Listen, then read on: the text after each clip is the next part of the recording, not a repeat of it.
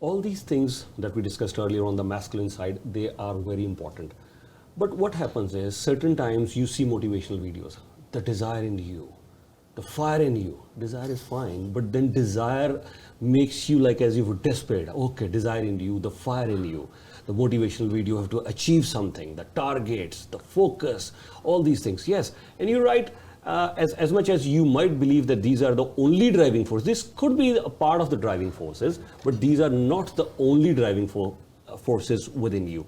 Now you start leaning on the creative side as well. Now you start leaning on the empathetic side, the compassionate side of yourself, which you write.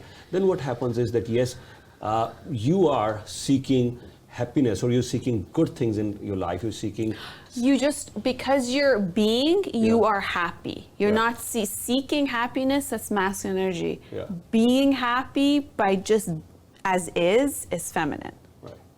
So that's why one is internal, the other one's external. That's why if you want to lean in more to your energetic, feminine energy, move your body, stretch, dance, go more into, as opposed to being in your head and outside your head, which is what you do because you're calculating risk. That's masculine. Survival, that's masculine. When you want to give, you have to be able to know what to give, right? These are all masculine. So you're really outside of yourself, calculating what's going on, and maybe more in your head. Feminine is more in the body. And you're right, and this another points to another very good direction that you just mentioned, and I think you've pointed me in our conversations very early on as well, in my life as well. I've already seen that a game-changing thing for me, especially when I learned it from Buddha-ji, my wife Pri-ji, and I think you've also alluded to those points as well. As much as all these masculine things, they will drive you towards success, or maybe till a certain extent towards happiness as well.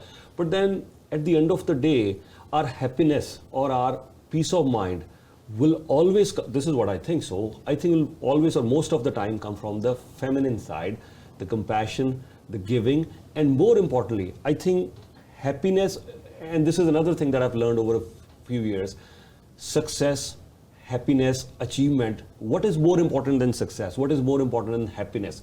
What is more important than achievement?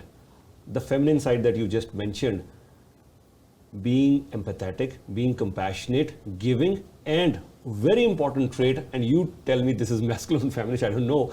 I think out of all these things, even more than being happy, the purpose of life. I'm not sure, I think it's, but when I read all these things, I think it's more leaning towards finding the purpose of life. If you have a purpose of life and you're doing something for purpose of life, happiness, happiness isn't permanent as well. Can anybody tell me that I'm happy forever? I don't think so. You can't be happy forever. There'll be ups and downs in your life. Happiness, you'll have different states of happiness.